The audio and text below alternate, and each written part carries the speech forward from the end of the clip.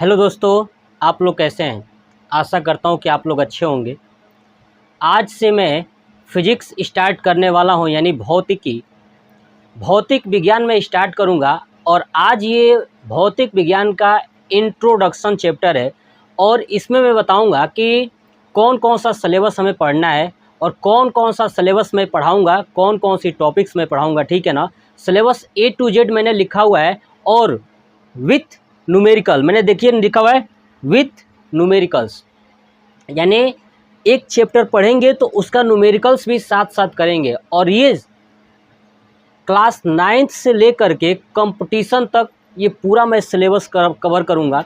इसमें पूरा मैं A to Z में आपको वो चीज़ें सब सिखाने वाला हूँ और न्यूमेरिकल्स भी आपको कराने वाला हूँ कि न्यूमेरिकल्स को कैसे किया जाता है, फिजिक्स के न्यूमेरिकल्स को तो आप बहुत ही आसानी से कर लोगे। लेकिन हाँ, इसके लिए आप पूरा ही A to Z जब भी मैं वीडियो अपलोड करूँ तो आपको पूरा वीडियो ज़रूर देखना है ताकि आपको अच्छे से समझ में आ सके, ठीक है। तो फिजिक्स को स्टार्ट करने के लिए मैं जो सिलेबस लिखा हूँ, मैं एक एक सिलेबस को बताऊँगा, लेकिन सबसे पहले मैं आपसे कुछ राय जानना चाहता हूँ।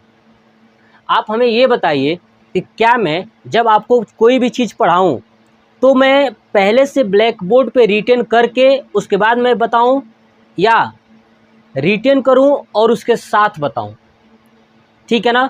आप ये मुझे ज़रूर बताइएगा कि आप कैसे चाहते हैं, ठीक है, कि बाई हैंड मैं पहले ही लिख दूँ उसके बाद आपको मैं समझा दूँ या मैं लिखते जाऊँ और समझाते जाऊँ। दोनों कॉन्सेप्ट आप जैसा कहेंगे वैसे, क्योंकि जैसे मैं लिखते जाऊँगा और समझाते जाऊँगा तो थोड़ा सा टाइम ज़्यादा लगेगा और बाई हैंड मैं बोर्ड पे ऑलरेडी जो लिख दूंगा तो समय कम लगेगा, क्यों, मुझे समझाना ही रहेगा।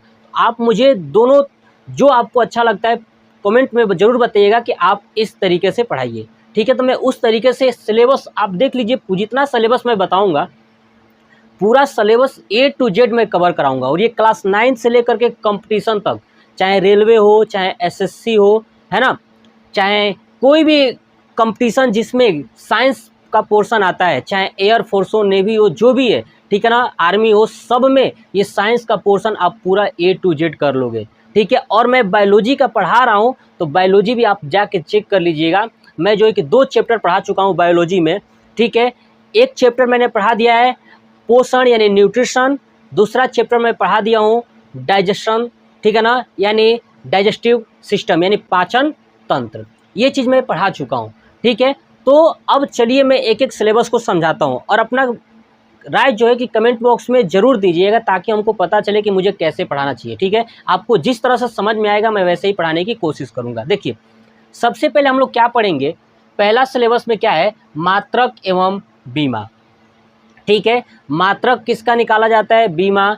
इससे क्वेश्चंस बहुत ज़्यादा पूछा जाता है और भी रेलवे में सबसे ज़्यादा पूछा जाता है और SSC में मात्रक एवं बीमा से। तो यूनिट एंड डायमेंशन से हम लोग करने वाले हैं, पहला यही टॉपिक होगा मात्रक एवं बीमा, यानी किसी चीज़ का मात्रक कैसे ज्ञात करोगे, मात्रक कितने प्रकार की होती है, भारत के अंदर कौन सी मात्रक चलती है, ठीक है ना। ये सब जब अंग्रेज भारत के अंदर थे तो किस प्रकार का मात्रक का प्रयोग होता था, ये सब डिटेल्स में बताऊंगा मात्रक एवं बीमा में। बीमा भी निकालना सिखाऊंगा। अगर आपसे एग्जाम में पूछा जाए कि कोई पूछ दिया जाए कि बताइए बेग की बीमा क्या होगी, तो आपको निकालना सिखाऊंगा कि बेग की बीमा कैसे निकाला जाता है। आपने ये भी देखा होगा exa, peta, tera, giga, mega, kilo, hecto, deca, deci, centi, milli, micro, nano, pico, femto, atto, इसको भी मैं कन्वर्ट करना सिखाऊंगा कि 1 माइक्रोमीटर में कितना मीटर होता है, कितना सेंटीमीटर होता है, 1 माइक्रोमीटर में कितना किलोमीटर होता है, सब आपको कन्वर्ट करना इसमें सिखाऊंगा मात्रक एवं बीमा में। आप वीडियो के साथ जरूर बने रहिएगा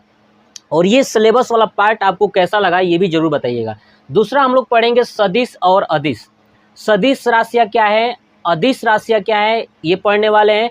सदिश राशियों का योग कैसे करते हैं, सदिश राशियों का गुणन कैसे करते हैं, अदिश राशियों का योग कैसे करते हैं, गुणन कैसे करते हैं, अदिश राशियाँ सदिश राशियाँ कौन कौन सी होती है। जैसे मैं पूछूं कि बल सदिश है कि अदिश है, त्वरण, वेग, समय, द्रव्यमान, समझ रहे हैं, इतनी बहुत सारी चीज़ें मैं पूरा तरीका बताऊंगा कि आप इससे सदिश और अदिश आसानी से पहचान लोगे। दूसरा हम लोग पढ़ेंगे यानी तीसरा पढ़ेंगे गति और वेग, यानी मोशन एंड वेलोसिटी। मोशन यानी गति और वेग में क्या अंतर है, गति किसे कहते हैं, गति कितने प्रकार की होती है, वेग कितने प्रकार का होता है, गति और वेग पे न्यूमेरिकल्स कैसे किया जाता है, यानी न्यूटन के गति का नियम क्या है। मैं न्यूटन के गति के नियम के लिए अलग से एक सिलेबस नोट कर दिया हूँ, इसको मैं अलग ही पढ़ा दूंगा, ठीक है ना। तो गति और वेग के बारे में पढ़ेंगे, न्यूमेरिकल्स सीखेंगे कि कोई वस्तु को अगर ऊपर भेजा जाता है, यानी ऊपर अगर ये फेंकते हैं, देखिए ऊपर फेंकते हैं तो ये कितनी ऊंचाई तक जाएगी, ये सब हम गति और वेग में आपको ये पूरा सिखाएंगे, और न्यूटन के गति के नियम में भी आपको ये चीज़ें सिखाऊंगा, ठीक है। तो ये हम लोग पढ़ने वाले हैं, ठीक है। प्रक्षेप्य गति पढ़ेंगे, यानी जब कोई क्रिकेट मैच खेलता है, क्रिकेट खेलता है तो गेंद को कितनी ऊंचाई से, कितने एंगल से मारे ताकि सबसे दूर जाए, ये सब प्रक्षेप्य गति में मैं आपको बताऊंगा, ठीक है। यानी प्रोजेक्टाइल मोशन जिसको बोलते हैं, प्रक्षेप्य गति के बहुत सारे न्यूमेरिकल्स आते हैं जो आपको इसका फार्मूला याद नहीं रहता है, लेकिन मैं आपको चुटकियों में याद करा दूंगा बहुत ही आसानी तरीके से कि फार्मूला इसको याद कैसे रखना है, ठीक है ना। ये पूरा आपको पढ़ाऊंगा। उसके बाद उत्तोलक यानी लीवर, यानी ऐसा मशीन जो किसी भी कार्य को आसानी से कर दे वो उत्तोलक होता है, इसके बारे में मैं पढ़ाऊंगा। और ये ऑलरेडी मैं एक वीडियो बना चुका हूँ उत्तोलक, आप वहाँ से भी जाके देख लीजिएगा, और नहीं देखेंगे तो मैं ज़रूर इसको पढ़ाऊंगा, ठीक है। इसका टाइम आएगा तो 5वें नंबर पर, ठीक है। 6वें नंबर पर न्यूटन के गति के नियम। न्यूटन के गति का नियम, कितने नियम न्यूटन ने दिया था, 3 नियम, है ना। तीनों नियम हम लोग पढ़ने वाले हैं, पूरा डिटेल्स के साथ पढ़ेंगे, चिंता नहीं करना, ठीक है। न्यूटन कौन था ये भी हम जानेंगे, न्यूटन ने कौन से ऐसा पुस्तक लिखा था जिसमें गति के नियम के बारे में बताया था, सब बताऊंगा आपको। घर्षण, ठीक है ना। घर्षण क्या है, यानी जब गाड़ी रोड पे चलती है, ठीक है ना, गाड़ी रोड पे चलती है तो उसके पहिया जो है कि क्यों घिस जाते हैं, ऐसा क्या होता है कि पहिया खत्म हो जाती है, पहिए में गोटी क्यों लगाया जाता है, इस जब घर्षण पढ़ाऊंगा ना तो उसमें आपको ये चीज़ें सब समझाने वाला हूँ, ठीक है। चलिए, दूसरा कार्य शक्ति और ऊर्जा। कार्य शक्ति पढ़ाऊंगा, यानी वर्क, एनर्जी एंड पावर, ठीक है। किसी भी कार्य को करने के लिए कितनी ऊर्जा चाहिए, कितनी शक्ति चाहिए, ये सब पढ़ाऊंगा। नेक्स्ट पढ़ेंगे 9 नंबर गुरुत्वाकर्षण, यानी ग्रेविटेशनल फोर्स, ठीक है ना। ग्रेविटेशनल फोर्स क्या होता है, गुरुत्वाकर्षण क्या होता है, ठीक है, ये सब पढ़ने वाले हैं। आखिर में गुरुत्वाकर्षण का मान कितना होता है, ये सब रेलवे की टॉपिक्स फिक्स है। उसके बाद हम लोग पढ़ेंगे सरल आवर्त गति, यानी सिंपल हार्मोनिक मोशन।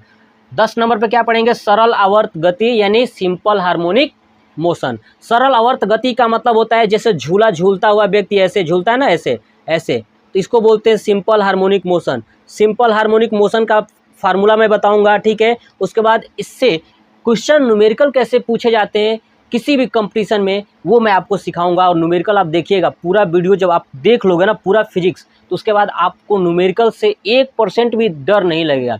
आप पूरा वीडियो जरूर देखिएगा, आपको समझ में आ जाएगा न्यूमेरिकल्स कैसे करना है और क्वेश्चंस को कैसे करना है। मैं क्वेश्चंस भी कराऊंगा, ठीक है ना।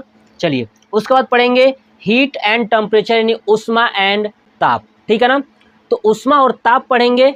इसमें आपको बताऊंगा कि उष्मा और ताप में डिफरेंट क्या है। आपको पता है कि उष्मा और ताप में डिफरेंट क्या है, ठीक है। अगर पता है तो कमेंट में कमेंट करके जरूर बताइएगा, ठीक है। तो उष्मा और ताप में डिफरेंट बताऊंगा, इस पे न्यूमेरिकल्स आते हैं, कैसे सॉल्व करेंगे ये सब आपको सिखाऊंगा, है ना। उसके बाद हम लोग पढ़ेंगे नेक्स्ट तरंग एवं ध्वनि, यानी वेव एंड साउंड।